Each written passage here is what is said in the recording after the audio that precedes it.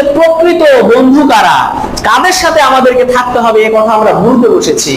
ভুলে আমাদের আসলেই মূল শত্রু যারা তাদের সাথে আমরা সঙ্গ দেওয়া শুরু করছি।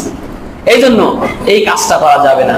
আল্লাহ পাক রব্বুল আলামিন বলছেন ওয়াতাসিমু বিহাবলিল্লাহি জামিআন ওয়া লা তাফাররাকু, যে তোমরা মুমিন মুসলমান যারা আছো তারা মহান রব্বুল আলামিনের রজ্জুকে রশিকে শক্ত করে ধরো, এটা তোমরা বিচ্ছিন্ন হয়ো না। বলেছি শাখা প্রশাখা যে ইখতিলাফি জায়গা সেটা থাকাই স্বাভাবিক, কিন্তু আমাদের ঐক্যের মূল জায়গাটা কোথায় হবে?